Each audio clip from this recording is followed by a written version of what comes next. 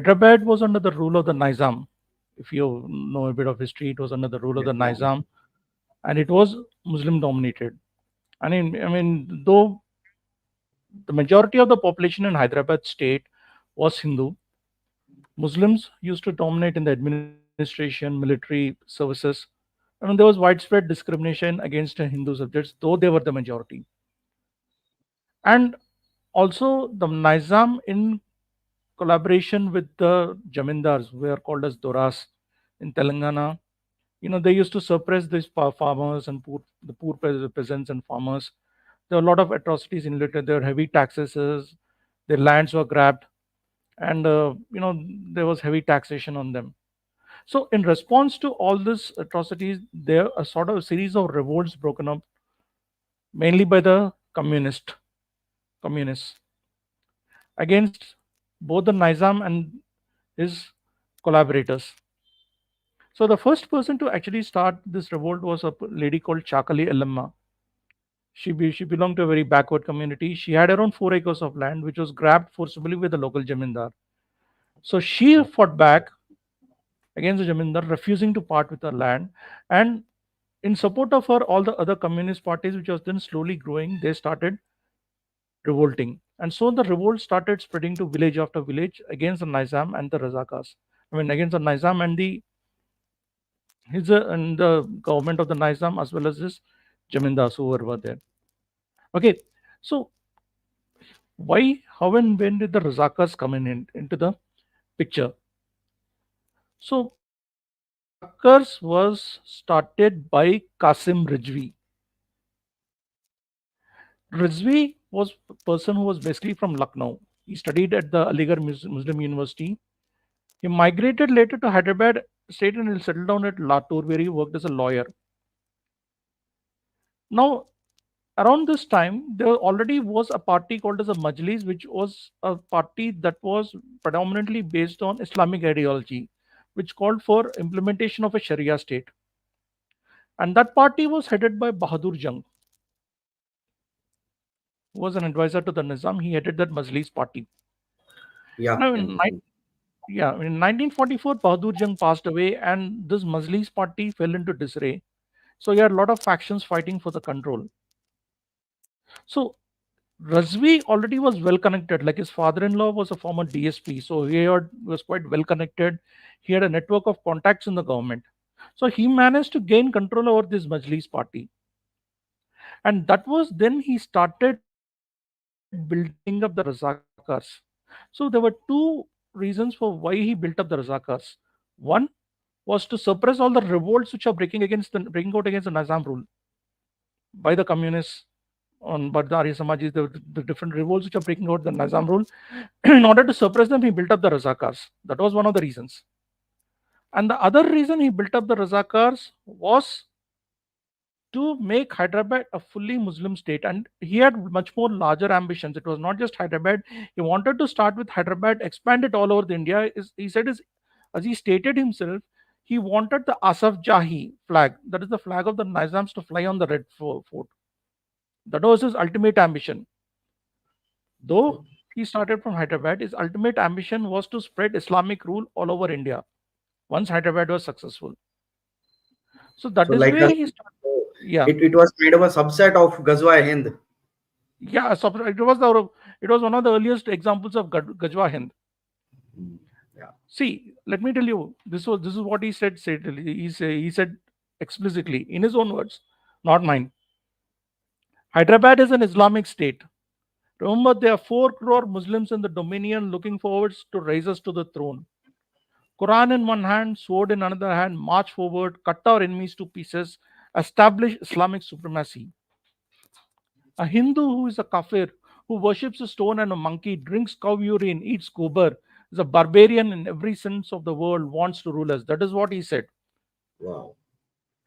That is what he So said. His words, not mine. This is his own words, yeah. not mine. So his aim was to establish a completely Islamic state, first in Hyderabad, and if it was successful, then expand it all over India. Fine. So that is what he did. So he basically, like, when what do you call about the Razakars? It is like a term meaning the volunteers. Basically, the same term it would be used in 1971 also, but in the East Pakistan. Like you had the local collaborators or the local Bangladeshi collaborators with the Pakistan army. They are also called as the Razakars. So he actually began to build up these Razakars, and there were many officers of the Nizam army who actually joined with him, and they were and he had at one stage had almost had around 22. I mean, at a very rough figure, he almost had around 1 lakh volunteers working under him. Fine. So he explained, and he also stated one thing: we are grandsons of Muhammad Ghaznavi, sons of Babar.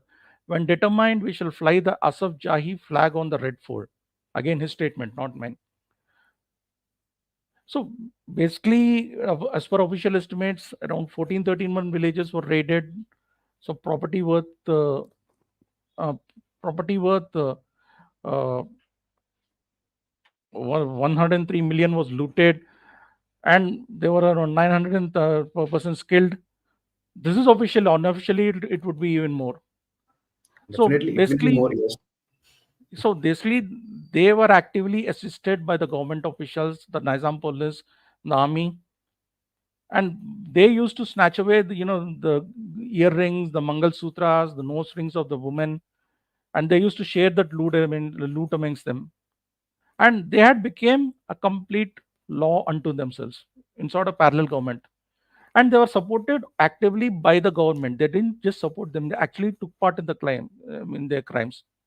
There was this incident in a village called Bhairavanpalli, which is located in Warangal district. 92 Hindus, they were bound and lined up, and they had a contest to see how many one could kill with a single bullet. They put them in a line, so they started putting a shooting contest, saying like, let's see how many you can kill with one single bullet. Okay, Okay. and the deputy collector of Bhavangiri, his name was some Iqbal Qasim. His name was Iqbal Hasim. He shot through 8 people at a stretch. Okay, so here again, this actually was again very a more humane form of killing.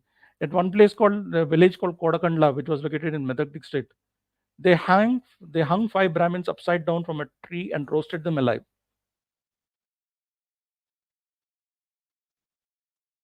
Burned them alive like that. This actually what they did. What the was somewhat more merciful. Okay, there was another instant. Like I'll tell you one more instant. Telangana. This is a very famous festival called as Batukama.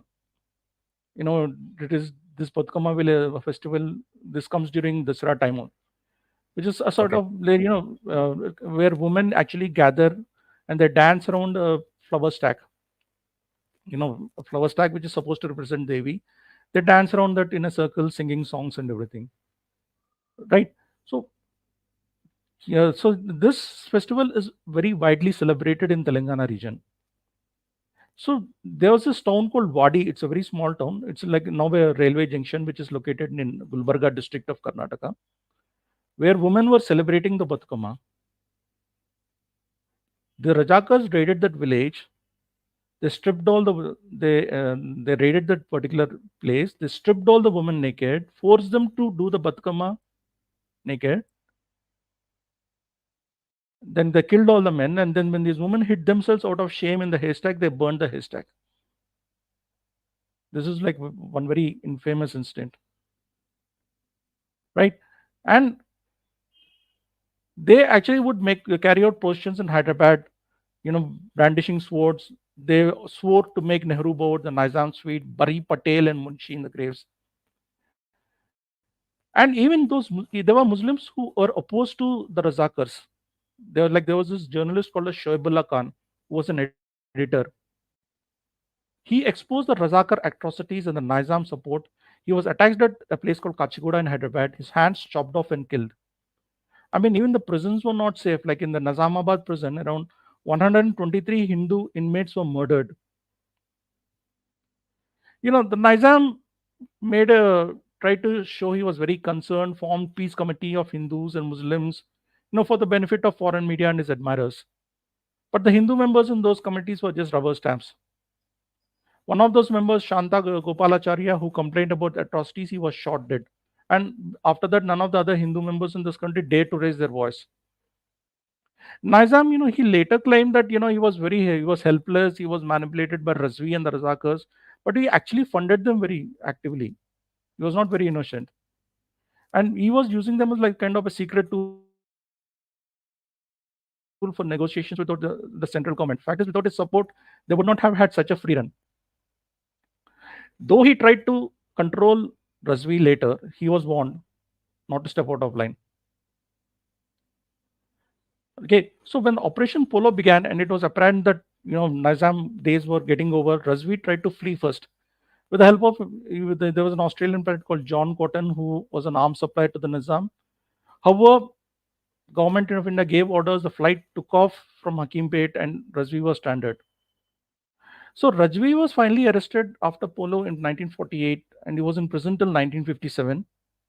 So after that, he was released that he would be migrating to Pakistan. Actually, that is when, to be very honest, he just got away with a slap on the wrist for whatever he did. Like he was just arrested and then released and then said he was asked to go to Pakistan and settle there. Logically, I mean, for what all he'd done, he should have been hanged for his crimes. I mean, that was like, one of the umpteen blunders done by our government then. They just let him get away. This was nothing. I mean, for whatever he did, what he got was nothing.